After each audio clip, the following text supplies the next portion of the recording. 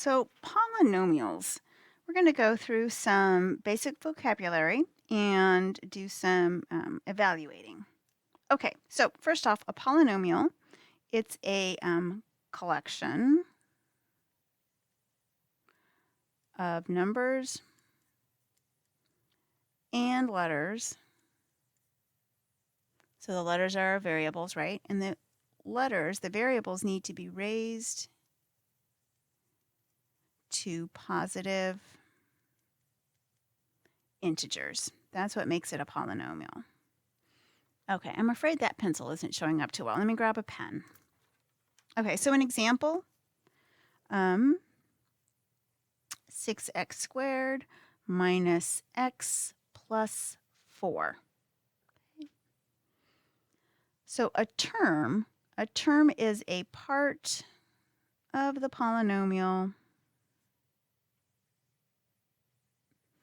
that's added or subtracted.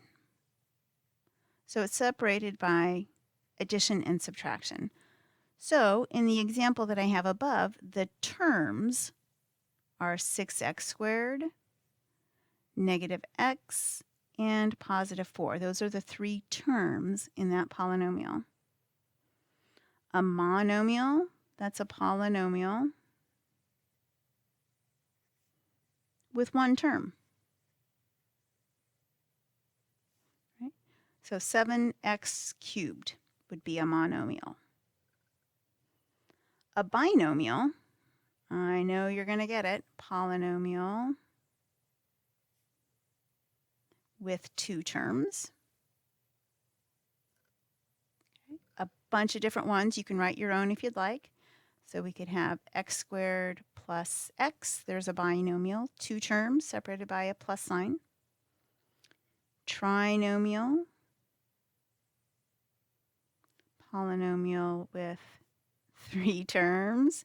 Then we stop. We don't say anything after you have 4, usually. I mean, I guess you could, but typically we won't. So a polynomial with three terms is a trinomial. So what's a good example? How about 5x cubed plus x squared minus 8. Okay, three terms. Coefficient. Coefficient is a number. So number that is multiplying a variable. So in the term 5x cubed, so in 5x cubed, 5 is the coefficient. In x squared, even though we don't see it, 1 is the coefficient. And by the way, do you see what I'm doing? Coefficient, I'm going to abbreviate COEFF. Okay, constant term. Constant term, that's the term without a variable, without a letter. Okay. So in 5x cubed plus x squared minus 8, so negative 8 is the constant term. And sometimes we'll just say constant. Okay. In x squared plus x, there isn't a constant term, right? Everybody has an x in it. In the very first one, 6x squared minus x plus 4, 4 would be the constant term. Okay. Degree. Degree is the highest exponent, highest power. So in 5x cubed plus x squared minus 8, the degree is the highest exponent, 3. Variable, that's just the letter. So in all of these, I've been using x as my variable. Okay, it doesn't have to be x, it's just the easiest thing. That's the thing that first comes to my mind, so that's what I'll usually have. Leading coefficient. So this is the coefficient from the term with the highest power.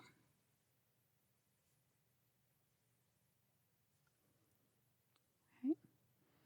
So again, in 5x cubed plus x squared minus 8, the leading coefficient is 5.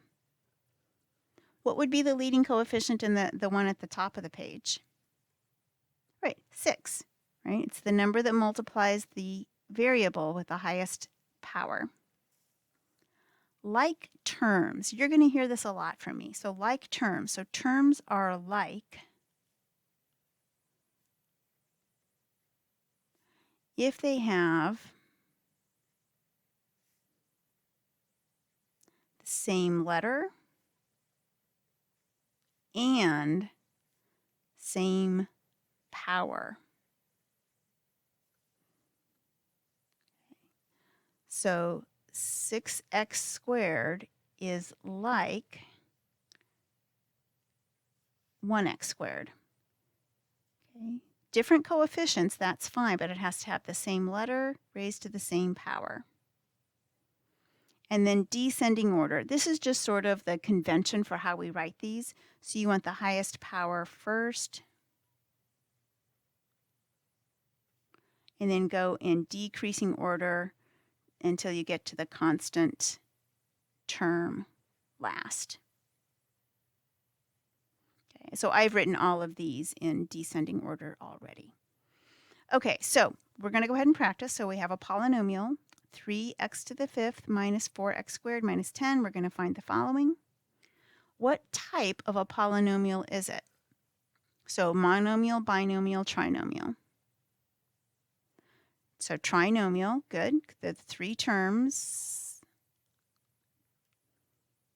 What is the degree? 5, highest exponent. It's already in standard form, so it's going to be the first exponent. If you have it in descending order, then it's whatever one comes first. Terms. Well, we have 3. There are 3 of them, and they are 3x to the 5th, negative 4x squared, and negative 10. The constant term? Yep, negative 10. And the variable is x. Great. Okay, so now let's write a polynomial with degree 3 that has an odd leading coefficient and no constant term. Oh my gosh, so there would be a whole bunch of different ones that this could be. Okay, so binomial, so we know 2 terms. The highest power is 3. An odd leading coefficient. So I know I'm going to have an x cubed, and I need an odd coefficient. So how about 7? 3 is going to be my highest power because that's the degree. So I just need one other term with a variable, and it can have a power of 1 or 2. But I can't go above 3 because that would change the degree. So there's one example. Okay, and now one of the other things that we're going to do, I guess we're going to do a couple of other things. We're going to evaluate. So this means plugging in numbers for the variables. So let's have the polynomial 3x to the 5th minus 4x squared minus 10, and we're going to evaluate it for the number x equals 2. So what we're going to do is we're going to plug the 2 in where we have those x's, and then use our appropriate order of operations. So we'll do our exponents first. I'm going to kind of run out of room here, so pop up here to the top. So 3 times 2 to the 5th, which is 32, minus 4 times 2 squared, which is also 4, and then minus 10. So does that 96 minus 16 minus 10? Is that 80, 70? So when we evaluate at a given variable value for your variable, typically your final answer is just going to be a number.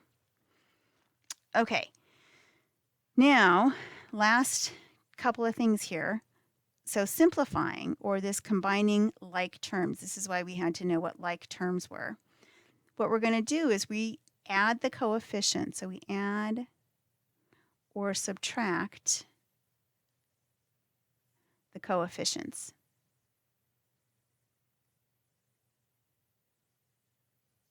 The variable and its power stay the same.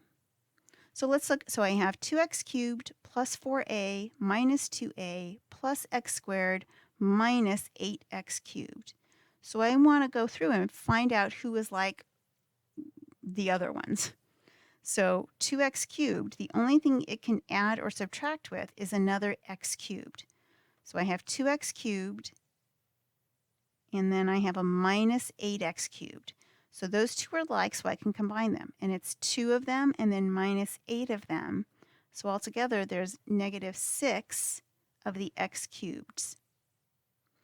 Now, since I have a lot of different terms, I'm going to go ahead and put little cross marks through the ones that I've used already so that they don't try to come back in. Okay, so those two are done. So now we're going to go through and look for the next thing. So I have 4a. So the only thing it can combine with, adding or subtracting, is another term that has an a in it. So 4a, and here's one, minus 2a. So 4a minus 2a is plus 2a. I don't have any other a's, so those guys are done. And then lastly, I have a plus x squared. I don't have any other x squared, so that one is just all by itself. Okay, let's do this next one. 4x cubed. So again, the only thing you can combine with is another x cubed. And there's one right there. So I have 4 minus 1, so there are 3x cubed. 3x to the 6th. I'm looking for another x to the 6th. There it is. And then we add the coefficients. 3 plus 9. 12. X to the 6th. The variable stays exactly the same when you're adding. It's like you're just collecting all of the same things together. And then I have 2x squared plus 10x squared. That's plus 12x squared. Okay, last combining like terms. If you want to pause and do it on your own.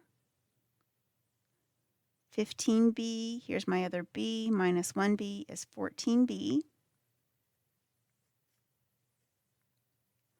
12 plus 1 is 13. And then minus 3b squared. I just realized I didn't write my last one in standard form either. So let's go ahead and do that. Let's go descending order.